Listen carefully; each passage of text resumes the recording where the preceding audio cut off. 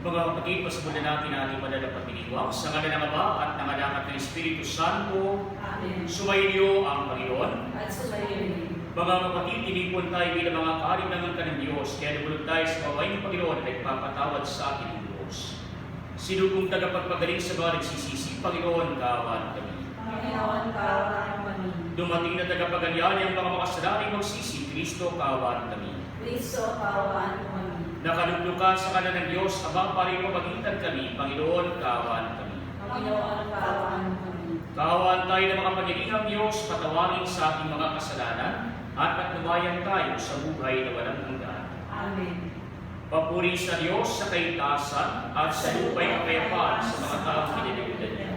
Pinupuri ka namin, dinarangal ka namin, sinasamba ka namin, ipinagpupunyi ka namin, pinasasalamatan ka namin dahil sa nakita mong aking kapulihan. Panginoong Diyos, hari ng langit, Diyos sa makapangyarihan sa lahat. Panginoong Kristo, Fundana, Panginoong Diyos, Kordero ng Diyos, Anak ng Ama.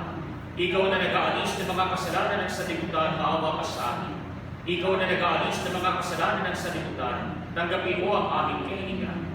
Ikaw na nalulugdog sa kanila, maawa ka sa amin. Sapagkat ikaw lamang banal, ikaw lamang ang Panginoon, ikaw lamang ang Kristo ang kataas-taasan, kasama ng Espiritu Santo, sa kadakilaan ng Diyos Ama. Amen. Manalangin tayo. Ang madaming makapangyarihan ang pinagkatiwala mo kay San Jose na misteryo ng kaligtasan ng sangkatauhan. Noong ito ay simulan, ay lubusin mo ngayon sa pagganap ng iyong sambayanan. Pakundangan sa kanya rin panalangin. Sa pamamagitan ng Kristo kasama ng Espiritu Santo, magpasawalang hanggan. Amen.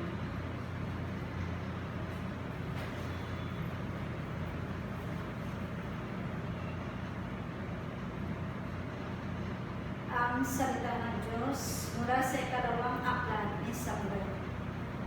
Noong mga araw na iyon, sinabi ng Panginoon kay Nathan, ganito ang sabihin mo kay David, pagkamatay mo, isa sa iyong mga anak ang ipapalit ko sa iyo. Patatatagin ko ang kanyang kaharian.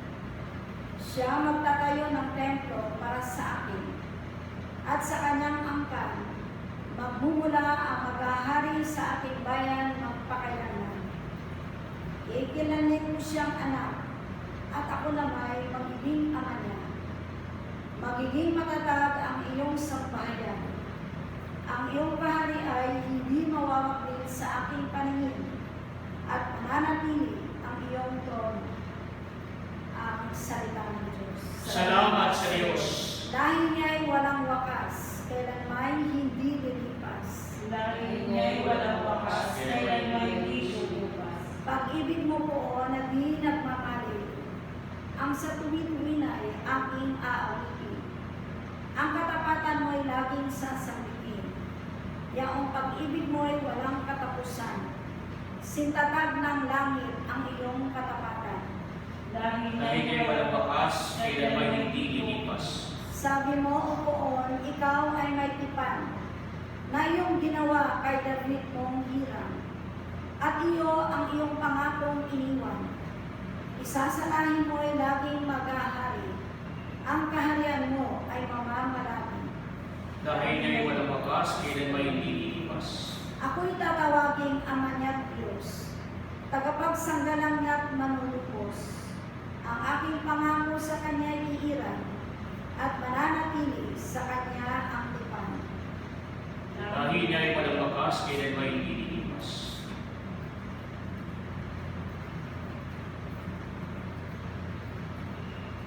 Ang salita ng Diyos mula sa sulat ni Apostol San Pablo sa mga taga-Roma.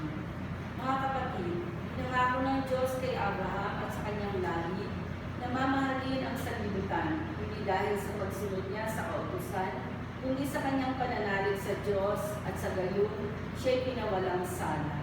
Kaya nga, ang pangako ay nababatay sa pananalig upang ito'y mag-iisang kaloob sa lahi ni Abraham. Hindi lamang sa mga sumusunod sa kautusan, kundi sa lahat ng nananalig sa Diyos. Tulad niya, yamang siya ang ama nating lahat. Ganito ang nasa sulat. Ginawa kitang ama ng maraming bansa. Ang pangakong ito ay may bisa sa harapan ng Diyos na kanyang pinananaligan. Ang Diyos na bumubuhay sa mga patay at lumikha sa lahat ng bagay. Bagamat wala ng pag-asa magkaanak, nanalig pa rin si Abraham na siya'y magiging ama ng maraming bansa ayon sa sinabi sa kanya. Kasi dami ng butuin ang magiging lahi mo, kaya dahil sa kanyang pananalig, siya'y pinawalang sana. Ang salita ng Diyos. Salamat sa Diyos. Purihin ang poong mahal sa ang inyong kabutihan, mapalad ang tumatahan sa templo ng poong banal, nagbuburing walang hanggan. Sumainyo ang Panginoon. At sumayin, Ang mabuting balita ng Panginoon ayon kay San Mateo. papuri sa iyo, Panginoon. Siya po ang ama ni Jose na asawa ni Maria, si Maria naman ang ina ni Jesus na tinatawag na Kristo. Ganito ang pagkapanganak kay Kristo. Si Maria na kanyang ina at si Jose na katakda ng pakasal. Ngunit bago sila nakasal, si Maria inatag po ang nagdadalang tao. Ito'y sa pamamagitan ng Espiritu Santo. Isang taong matuwid itong si Jose na kanyang magiging asawa, ngunit ayaw niyang mapahiya si Maria. Kaya ipinasya niyang hiwalayan ito ng lihim. Samantalang iniisip ni Jose ito, napakita sa kanya sa panaginip ang isang anghel ng Panginoon. Sinabi niya sa kanya, Jose, anak ni David, huwag kang matakot na tuluyang pakasalan si Maria, sapagkat sinalihin sa pamamagitan ng Espiritu Santo. Manganganak siya ng isang lalaki at ipapangalanan mo, Jesus, sapagkat siyang magliligtas sa kanyang bayan sa kanilang mga kasalanan. Nang magising si Jose, sinunod niya ang utos ng anghel ng Panginoon. Mga kapatid, ang mabuting balita ng Panginoon. Pinupuri ka namin, Panginoong Jesucristo. Mga kapatid, sa ating mabuting balita ay pinapayag sa atin ang panganganak ni Maria, subalit naroon ang ama sa batas ng ating Panginoon. Ito ay si San Jose na kanyang ama dito sa lupa. Kaya nga po mga kapatid, pinapayag sa atin na kung paano ang ating Panginoon ay nagpapakilala ng kanyang sarili sa pamamagitan ng kanyang kapanganakan sa mundo bilang tagapagligtas. Dati din nakikilala ang pamilyang pinanggalingan ng ating Panginoon dito sa lupa. Si Maria na kanyang ina ay ugod ng linis sa kanyang pamumuhay at maging si San Jose kinikilala bilang isang taong matli. Kaya nga po si San Jose ay naroon, tahimik na nagmamasid, tahimik na gumagawa para sa ating Panginoon. Kaya nga po itong si San Jose sa kanyang katahimikan, mahihiluhan natin sa Biblia, sa ating banal na kasulatan, wala masyadong sinasabi ukol sa kanya. Wala rin naman siya masyadong sinasabi ukol sa iba pang mga bagay sa kanyang paligid. Subalit mga kapatid, kahit na sa katahimikan, si San Jose naman ay nakikitaan natin ang tunay na paggawa. Si San Jose ay kilala natin bilang ang taong napakasal kay Maria, sa kabila ng si Maria ay natagpo ang nagdadalang tao. Kaya nga pumatuwid itong si Jose, nais niyang hiwalayan si Maria sapagat ninanais niya na maligtas si Maria doon sa bintang na siya'y nangangalo niya, sapagat si Maria ay naunang nagdalang tao bago pa sila makasal. Kaya nga po isang taong matuwid itong si Jose sapagat gusto niyang iligtas sa tiyak na kapahamakan itong si Maria. Subalit sa kabila ng lahat, nagtiwala si San Jose sa sinabi ng anghel. Nagtiwala si San Jose doon sa pagpayag sa kanya ng ating Panginoon sa pamamagitan ng isang tagapagbalita na anghel sa kanya. Nang ipag-ibig ni Maria ay walang ibang kundi ang anak ng Diyos. Ang ipag-ibig ni Maria ay isang dakila na tagapagligtas. Kaya mapupulo ng pagiging matwi, subalit pulo rin ng pagiging mananampalataya itong si San Jose. Sapagat sa kabila ng lahat, pinakasalan niya si Maria at sila ay nagsama bilang mag-asawa at ang ating Panginoong si Jesus ay kanyang inalagaan bilang kanyang tunay na anak. Kaya nga po mga kapatid, pinapakita sa atin na si San Jose ay huwaran, di lamang ng pagiging matwi, huwaran siya ng tunay na pananampalataya sapagat nakipagkasundo siya sa kasaklano ng Diyos para sa sangkatauhan. Kaya nga po mga kapatid, ano ang pinapayag sa atin ng ating mabuting balita? Ito'y nagpapakilala sa atin na kung papaano ang ating Panginoon ay napalito upang ipayag sa atin ang kanyang pagliligtas. Ginamit din ang mga tao sa kanyang paligid para nang sa gayon matupad ang plano ng kaligtasan na ito. At isa na rito si San Jose Sa kanyang katahimikan, nakita natin ang kanyang paggawa na walang hinahanap na anumang kapurihan. Bagkus, ang hinahanap niya ay ang matupad ang kalooban ng Diyos. Ang hinahanap niya ay maging mapananagutan bilang Ama sa batas ng ating Panginoon. Kaya alam natin ang tunay na Ama ng ating Panginoon ay walang iba kundi ang Diyos Ama sa langit. Subalit si San Jose, ang tumatayong Ama sa batas, ang tumatayong Ama na ligan dito sa lupa ng ating Panginoon. Pero sa kabila ng lahat, hindi tinignan ni San Jose ang kanyang anak na si Jesus bilang anak lamang sa batas o anak na ligan.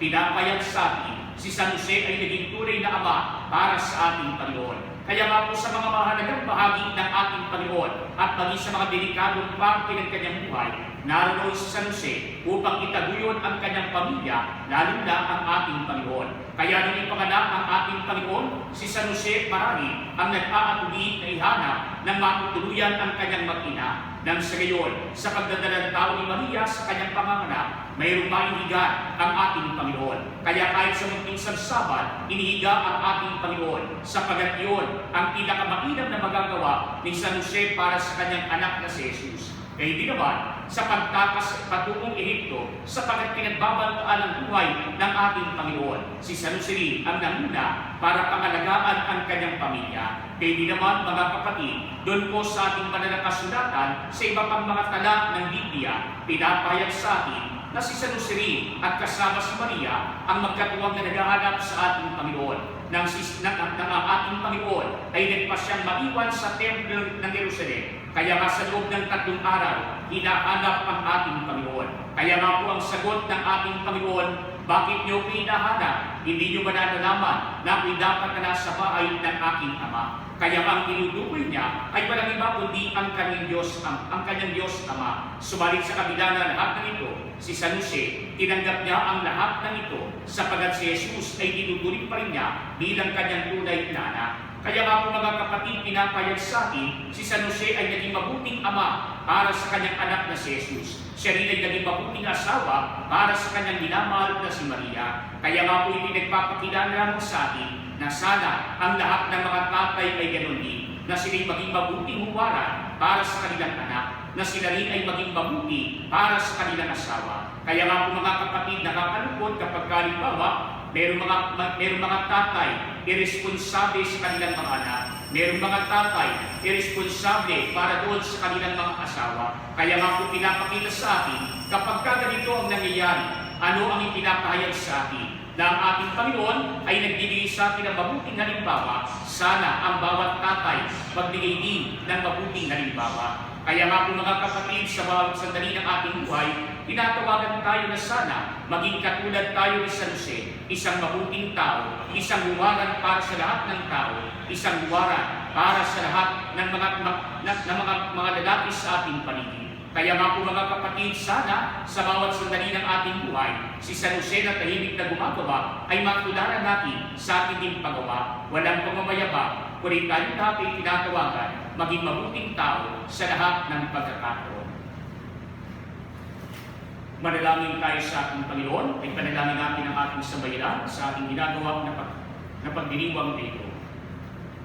Mga kapatid, kasama sa San Jose, isang lalaking marangal at may dakilang pananampalataya, ilapit natin sa Ama bilang isang pamilya ang lahat ng ating kahilingan.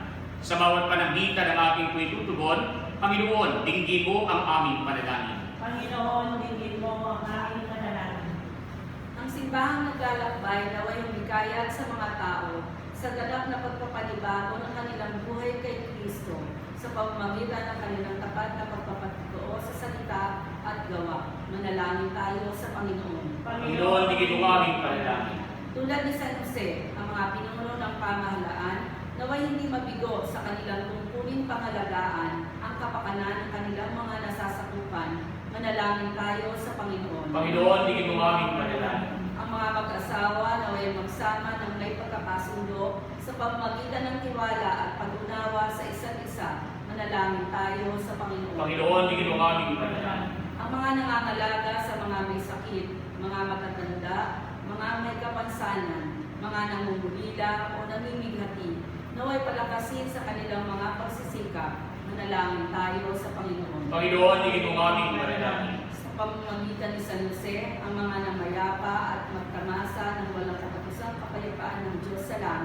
Manalangin tayo sa Panginoon. Panginoon, hingin mo aming panalangin.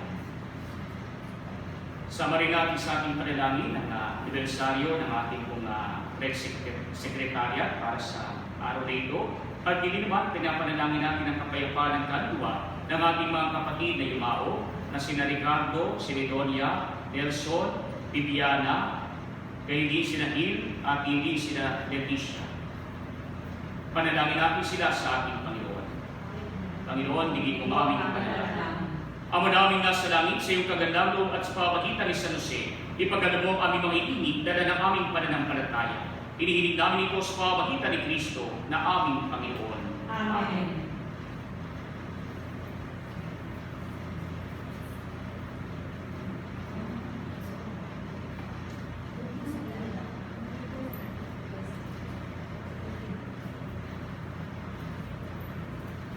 Kapuri-puri ka, Diyos sa manilikas sa limutan sa ikagandang loob na rin kami mayang alay. Mula sa lupa't maraming pagawa ang tinapay na ito para maging pagkain na bibili kumain. Kapuri-puri ako kung may kapal na yun at kailanman.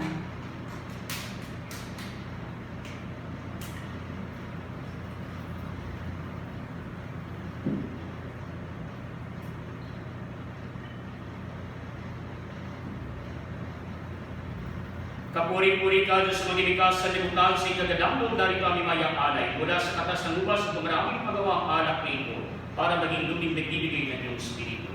Kapuri-puri ako kung may kapal na yun at kailanman.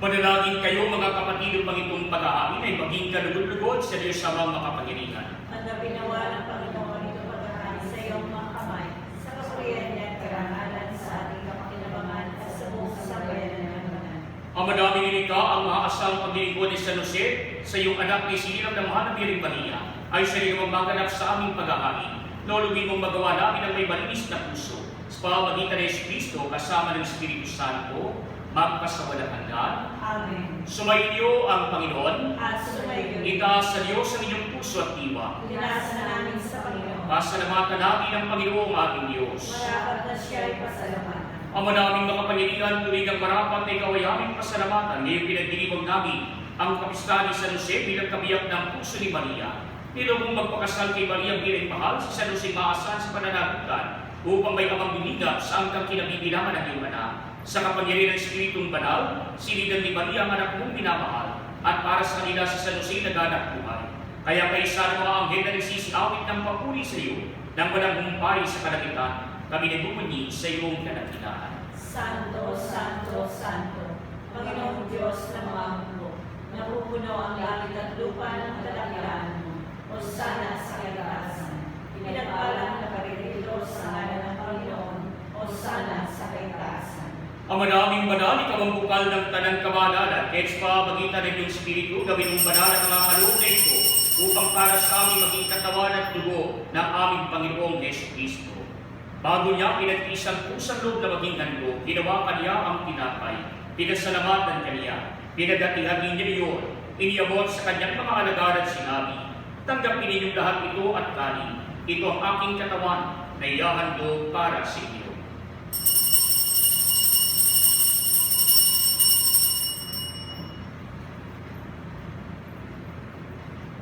Kaya ginawa daw matapos sa kapunan, ginawa kaniya ang kalis, muli kaniyang pinasalamatan. Iniyabot niya ang kalis sa kanyang mga alagad at sinabi, tanggapin ninyong lahat ito at inumin. Ito ang kalis ng aking dugo, ng bago pa lang hanggang tipa. Ang aking dugo ni bubuhos para sa inyo para sa lahat, sa iyong pagpapatawad ng mga kasalanan. Gawin ninyo ito sa pagdadalas sa akin.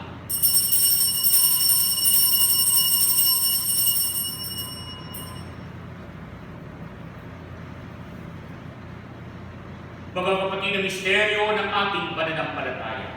Si Kristo ay namatay, si Kristo ay nabuhay, si Kristo ay babalik sa wakas ng panahon. Ama, ginagawa namin ngayon ang pag-alalas, pagamatay at muling pagkabuhay ng iyong anak. Kaya inialay namin sa iyo ang tinapay na nagbibigay buhay at ang kalis na nagkakaloob ng kaligtasan. Kami nagpapasalamat dahil kami minarapat na tumayo sa harap ko para maglingkod sa iyo. Sinasamo namin kami magsasalo-salo sa katawan at dugo ni Kristo, mabuklod sa pagkakaisa sa pamamagitan ng Espiritu Santo. Ama, linapin mo ang iyong simbahan naganap sa buong daigdig. Puspusin mo kami sa pag-ibig. Kaysa ni Francisco naming Papa, Tineris naming Obispo at ng Tanang Kaparian. Palalahanin mo rin ang mga kapatid naming nahimlay na may pag-asang silang hindi mabubuhay, gayon din ang lahat ng mga pumanaw. Kaawaan mo sila at pagpilihin sa iyong kaliwanagan. Kaawaan mo at maging napating kaming lahat na makasalo sa iyong buhay na walang wakas. Kaysa ng mahal na Birheng Maria, Reyna ng Diyos, ni San Jose ng kanyang kabiyak ng puso. Kaysa ng mga apostol at ng lahat ng mga banal na nabuhay dito sa daigdig ng kalulunod sa iyo. May pag-iwag nawa namin ang pagpupuri sa kararangal mo sa pamamagitan ng iyong anak na aming Panginoong Hesus Kristo.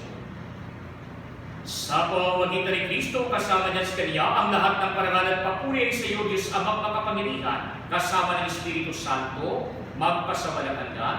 Amen. Mga kapatid, sa tagubili ng mga nakagagaling na utos at turo ni Jesus na Panginoon natin at Diyos, ipahayag natin ang lakas mo. Tayo pong lahat, Ama namin, sumasalangit ka, sambahin ang ngalan mo. Magpasabi ng kaya mo, sundin ang loob mo dito sa lupa para ng sa langit. Bigyan mo kami ng aming kakanin sa araw-araw. Patawarin mo kami sa aming mga sala, para ng pagpapatawad namin sa nagkakasala sa amin. Huwag mo kami ipahintulog sa tukso, at iadya mo kami sa lahat ng masama. Hinihiling namin kami iadya sa lahat ng masama pagkalooban ng kapayapaan araw-araw, iligtas sa kasalanan, at inayo sa lahat ng kapahamakan, samantalang aming pinananabigan ang dakilang araw ng pagpapahayag ng tagapagligtas namin si Yesu Kristo. Sa kagadiyo, kaharian at kapangyarihan at kapulihan ng pakailanman. Amen. Panginoong Yesu Kristo, sinabi mo sa mga apostol, kapayapaan iniiwan ko sa inyo, ang aking kapayapaan binibigay ko sa inyo. Tungayin mo ang aming pananampalataya pag ang aming mga pagkakasala, pagkalooban mo kami ng kapayapaan at pagkakaisa ayon sa iyong kalooban, kasama ng Espiritu Santo, magpasawalang hanggan. Amen. Ang kapayapaan ng Panginoon ay laging sumainyo. At sumayin. Magbigayan kayo ng kapayapaan sa isa't isa.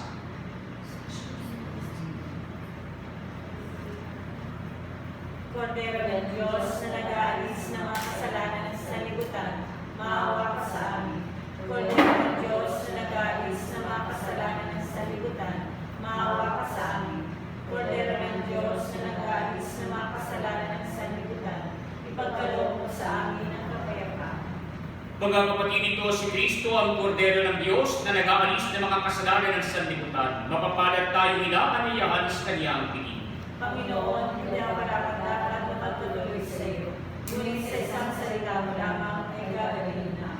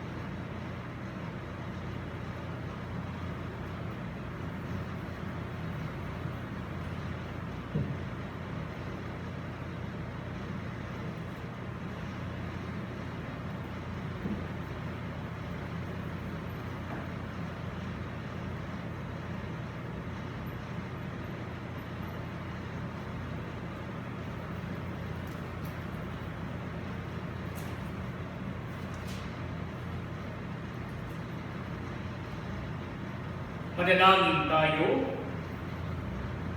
Ang madaming mapagmahal ang iyong nagagalak sa dakilang kapistahan ni San Jose at yung pinapakinabang sa banal ng pagkain sa iyong mapag ay ligapin mong lagi at magatiling mong tumanggap ng iyong kaloob sa pamamagitan ng Yesu Kristo kasama ng Espiritu Santo, magpasawalang hanggan. Amen. Sumainyo ang Panginoon At sumayin. at pagpalayo kayo ng makapangyarihang Diyos, Ama at Anak at Espiritu Santo. Amen. Umayo kayo sa kapayapaan ni Kristo. Salamat sa Diyos.